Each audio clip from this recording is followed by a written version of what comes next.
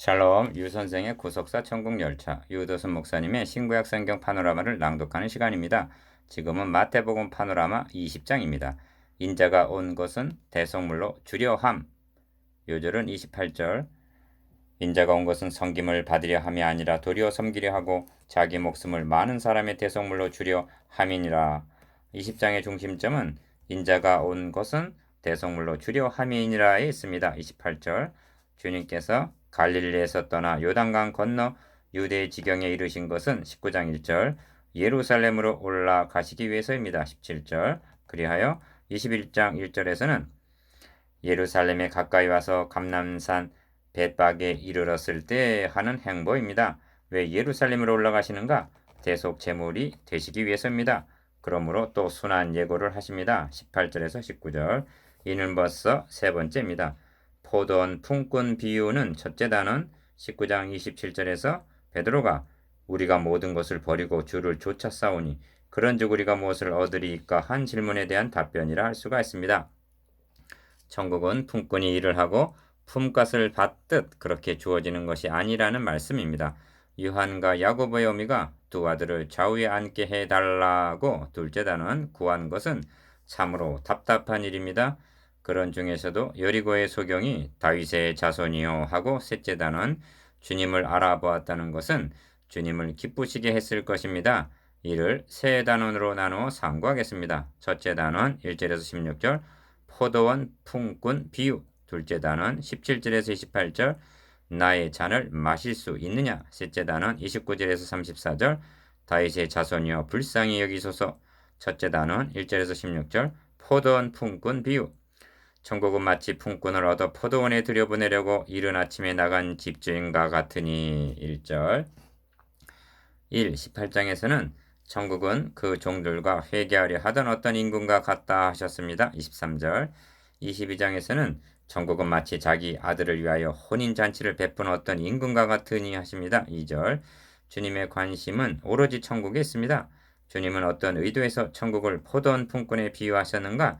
천국에 들어가는 것을 마치 품꾼이 일을 하고 그 대가를 받는 양 생각하고 있었기 때문입니다.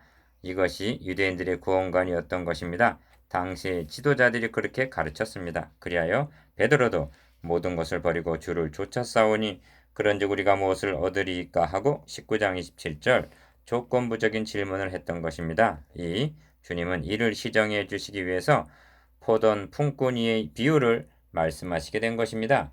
저가 하루 한 데나리온씩 품꾼들과 약속하여 포도원에 들여보내고 2절 이른 아침 제3시, 제6시, 제9시, 제11시 이렇게 5차례에 걸쳐서 품꾼을 들여보내는 것으로 말씀하십니다. 이른 아침에 들여보낸 자들과는 한 데나리온의 약속을 했으나 2절 다른 품꾼들에게는 상당하게 주리라 하고 4절 처분만 바라기로 합니다. 3. 제11시에 온 자들이 와서 한 데나리온씩을 받거늘 먼저 온 자들이 와서 더 받을 줄 알았더니 저희도 한 데나리온씩 받은지라 합니다. 9절에서 10절 이는 노동 논리로는 맞지 않는 것입니다. 그리하여 나중은 이 사람들은 1시간만 일하였거늘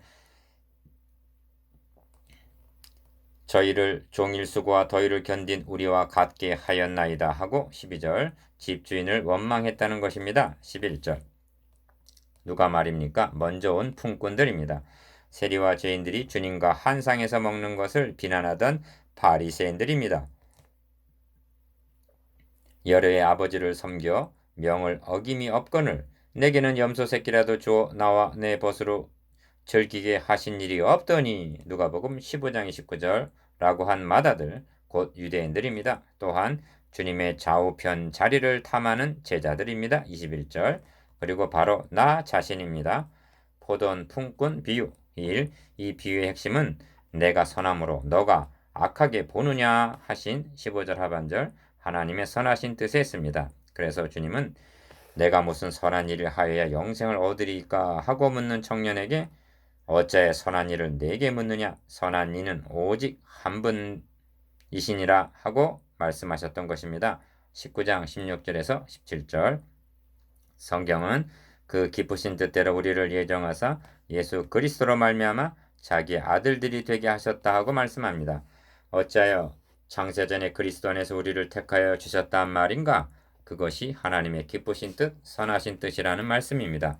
달리는 설명할 길이 없는 것입니다. 그러므로 이는 그의 사랑하시는 자 안에서 우리에게 거저 주시는 바 그의 은혜의 영광을 찬미하게 하려는 것이라 하고 에베소서 1장 4절에서 6절 찬양할 것밖에 없다고 말씀합니다. 이 비유에 대한 가장 적절한 해설이 일하는 자에게는 그 삭을 은혜로 여기지 아니하고 비추로 여기거니와 이를 아니할지라도 경건치 아니한 자를 의롭다 하시는 이를 믿는 자에게는 그 믿음을 의로 여기시나니 한 로마서 4장 4절에서 5절 바울의 증거라 할 것입니다.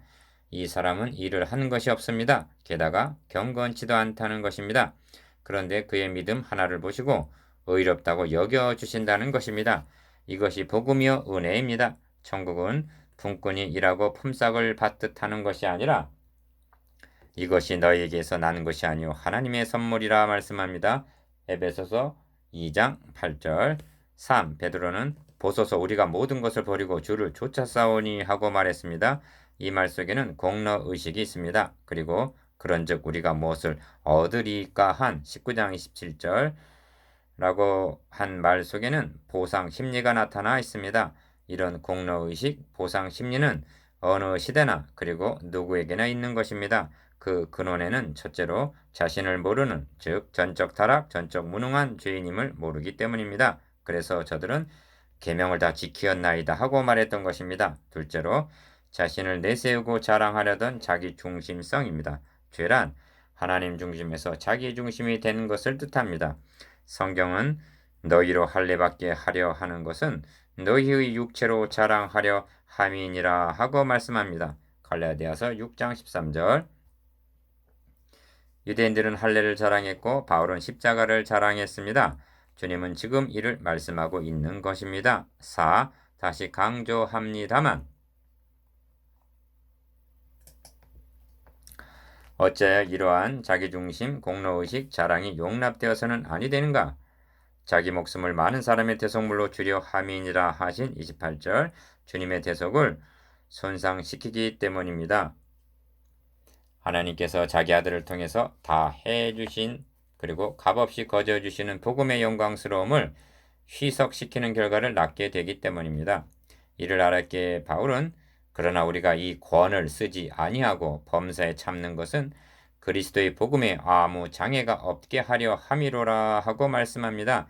고린도전서 9장 12절 물론 봉사에는 보상이 따르는 것이 사실입니다. 그러나 동기가 중요합니다. 봉사는 하나님의 은혜에 대한 감사에서 나와야지 상을 받기 위한 신율법주의에 빠져서는 아니 되는 것입니다. 그럼에도 불구하고 교회를 성장시키려는 지도자들의 욕심은 은근히 공로, 보상, 축복을 부추기고 있는 것도 사실입니다.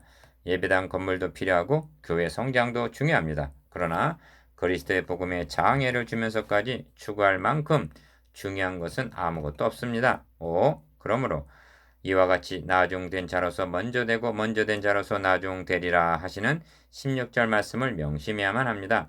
1차적으로 먼저 된 자란 유대인들을 나중된 자란 이방인들을 가리킨다 할 것입니다. 유대인들은 아브라함에게 세워주신 언약의 백성들이요 모세를 통하여 주신 율법이 있었습니다. 그런데 하나님의 나라를 너희 유대인은 빼앗기고 그 날에 열매 맺는 백성 이방인이 받으리라 하십니다. 21장 43절 왜 이렇게 전락하게 되었는가? 하나님이 해주신 하나님의 의를 모르고 자기 행위를 세우려고 힘써 하나님의 의를 복종치 아니하였기 때문입니다. 로마서 10장 3절 이런 일은 교회 밖에서가 아니라 안에서 일어나는 일입니다. 교회를 설립한 사람들, 헌금을 많이 한 사람들, 그리고 먼저 믿은 사람들에게는 공로의식, 보상 심리의 유혹이 따르게 되는 것입니다. 천국의 원리는 그런 것이 아니라는 것입니다. 주님은 경고하십니다. 이와 같이 나중된 자로서 먼저 되고 먼저 된 자로서 나중되리라 16절 둘째 단은 17절에서 28절 나의 잔을 마실 수 있느냐 예수께서 예루살렘으로 올라가려 하실 때 12 제자를 따로 데리시고 길에서 이루시되 17절 1. 보라 우리가 예루살렘으로 올라가노니 인자가 대제사장들과 서기관들에게 넘기움에 저희가 죽이기로 결안하고 이방인들에게 넘겨주어 그를 능욕하며 채찍질하며 십자가에 못 박게 하리니 제3일에 살아나리라 하고 18절에서 19절 순한 예고를 하십니다.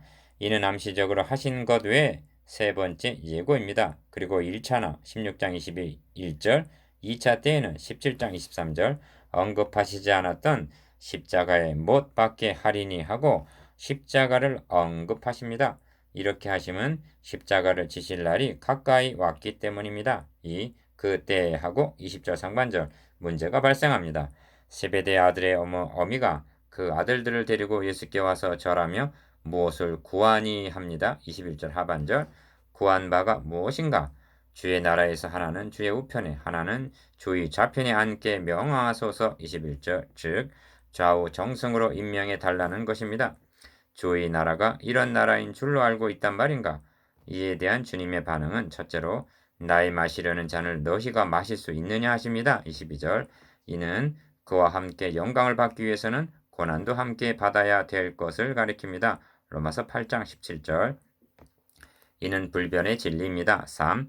그런데 이 말씀을 듣고도 열 제자가 듣고 두 형제에 대하여 분이 여기거늘 합니다. 24절 이는 열 제자들 심중에도 주님께서 말씀하신 고난의 잠보다는 좌우의 자리에 더 관심이 있다는 증거이기도 합니다. 저들의 분함은 철없는 말에 대한 분함이 아니라 좌우를 독점하려는 데 대한 분함이었을 것입니다. 주님은 이들의 잘못된 기대를 시정해 주셔야만 했습니다. 이방인의 집권자들 25절 즉 세상의 질서는 주관하는 자 권세를 부리는 자가 높은 자이지만 너희 중에는 그렇지 아니하니 너희 중에 누구든지 크고자 하는 자는 너희를 섬기는 자가 되고 너희 중에 누구든지 으뜸이 되고자 하는 자는 너희 종이 되어야 하리라 하십니다. 26절에서 27절 이것이 천국의 질서라는 것입니다. 이는 또 하나의 역설입니다. 주님은 누구든지 자기 목숨을 구원코자 하면 잃을 것이요 누구든지 나를 위하여 자기 목숨을 잃으면 찾으리라 하고 16장 25절 역설적인 말씀을 하셨던 것입니다. 4. 주님은 우리에게만 이렇게 하라고 말씀하시는 것이 아니라 인자가 온 것은 하고 28절 상반절 이 원리를 자신에게 적용을 시키십니다. 자신이 세상에 온 것도 섬김을 받으려 함이 아니요 도리어 섬기려 오셨다는 것입니다. 이처럼 오신 목적을 말씀하심은 세 번째 언급입니다. 내가 율법이나 선지자나 폐하러 온 줄로 생각지 말라. 폐하려 온 것이 아니요 완전케 하려 함이로라. 5장 17절 내가 의인을 부르러 온 것이 아니요 죄인을 부르러 왔노라. 9장 13절 인자가 온 것은 자기 목숨을 많은 사람의 대속물로 주려 함이니라 하십니다. 28절 누가복음에서는 인자가 온 것은 잃어버린 자를 찾아 구원하려 함이니라 하십니다. 누가복음 19장 10절 이 말씀들의 종합에 주님께서 영광을 비우시고 이 땅에 오신 목적이 분명히 나타나 있습니다. 인자는 섬기러 왔노라. 1. 하나님의 아들께서 섬기려 오셨다니 도대체 누구를 어떻게 섬기시기 위해서 오셨단 말인가? 자기 목숨을 많은 사람의 대속물로 주려 함이니라 하십니다. 28절 하반절 주님은 오병이어로 섬기시기 위해서 오신 것이 아닙니다. 제자들의 발을 씻기시려 오신 것도 아닙니다. 자기 목숨을 주시기 위해서 그렇게 섬기시기 위해서 오셨다는 것입니다. 이 점을 사도 바울은 우리가 아직 죄인 되었을 때 기약대로 그리스도께서 경건치 아니한 자를 위하여 죽으셨도다. 의인을 위하여 죽는 자가 쉽지 않고 선인을 위하여 용감히 죽는 자가 혹 있거니와 우리가 아직 죄인 되었을 때 그리스도께서 우리를 위하여 죽으심으로 곧 우리가 원수 되었을 때 그 아들의 죽으심으로 말미암아 하나님으로 더불어 화목되었다고 말씀합니다. 로마서 5장 6절에서 10절 이 말씀 속에는 죽으심이 강조되어 있습니다. 누가 죽으셨는가? 그리스도께서 그 아들 곧 하나님의 아들이 죽으셨다는 것입니다. 누구를 위해서? 경건치 아니한 자, 죄인, 원수를 위하여 죽으셨다고 말씀합니다. 무엇을 위해서? 의롭다 하심 9절 하나님으로 더불어 화목시켜 주시기 위해서라고 말씀하십니다. 10절 이것이 많은 사람의 대속물로 주려 함이라는 뜻입니다. 이 대속물로 주려 함이라는 말씀을 유념해야만 합니다. 주님은 힘이 모자라서 십자가에 달리신 것이 아닙니다. 그렇게 말한 사람들이 있습니다. 너희가 하나님의 아들을 죽였다. 그래도 하나님은 너희를 사랑하신다 하고 대속의 죽으심을 교훈적인 차원으로 끌어내립니다. 그리하여 바울이 증거한 대속교리를 도살장의 신학이라고 비웃는 자들이 있습니다. 그것은 다른 복음입니다. 오순절 성령 강림 후에 행한 베드로의 첫 설교는 그가 하나님의 정하신 뜻과 미리 아신 대로 내어준 바 되었거늘 합니다. 사도행전 2장 23절 주님께서 대속제물이 대심은 하나님의 정하신 뜻이라는 것입니다. 자기 아들을 아끼지 아니하시고 우리 모든 사람을 위하여 내어주신 이는 로마서 8장 32절 하나님 자신이셨습니다. 왜 이렇게 하셔야만 하셨는가? 곧 이때 자기의 의로움을 나타내사 자기도 의로우시며 또한 예수 믿는 자를 의롭다 하려 하심에서입니다. 로마서 3장 26절 우리가 하나님께 돌아갈 수 있는 길은 그리고 하나님께서 죄인을 받아주심이 가능하여지는 방도는 대속을 통한 칭의 외에는 다른 방도가 없었던 것입니다. 만일 구원에 이르는 다른 길이 있다면 주님은 헛되이 죽으신 것이 되고 마는 것입니다. 갈라디아서 2장 21절 셋째 단원 29절에서 34절 다윗의 자손이여 불쌍히 여기소서 저희가 여리고에서 떠나갈 때 큰 무리가 예수를 쫓더라. 29절 1. 예루살렘을 향하여 가시는 중 여리고를 지나가시게 된 것입니다. 누가복음에 등장하는 삭개오를 만나신 것이 이때입니다. 소경들이 길가에 앉았다가 예수께서 지나가신담을 듣고 소리질러 가로되 주여 우리를 불쌍히 여기소서 다윗의 자손이여 하는지라. 31절 소경들이 주님을 다윗의 자손이라 부른 것은 그가 그리스도이심을 인정하는 고백이었던 것입니다.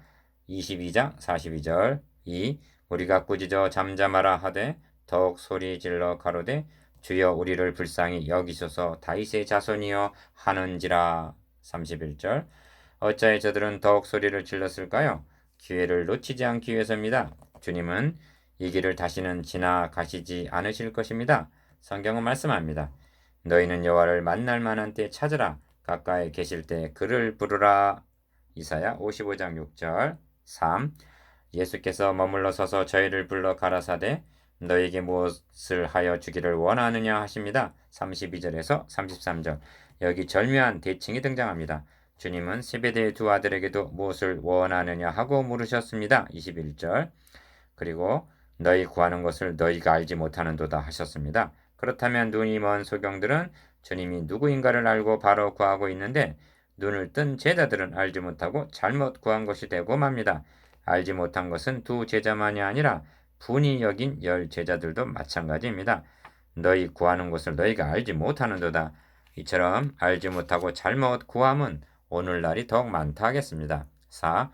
예수께서 민망히 여기사 저희 눈을 만지시니 곧 보게 되어 저희가 예수를 좇으니라. 34절 이제 생각해 보아야만 하겠습니다. 우리도 잘못 구하고 있는 것은 아닌지요?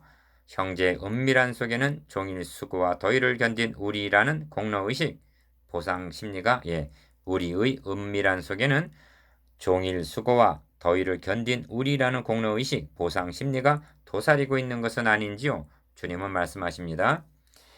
이와 같이 너희도 명령받은 것을 다 행한 후에 이르기를 우리는 무익한 종이라 우리의 하여야 할 일을 한 것뿐이라 할지니라. 누가복음 17장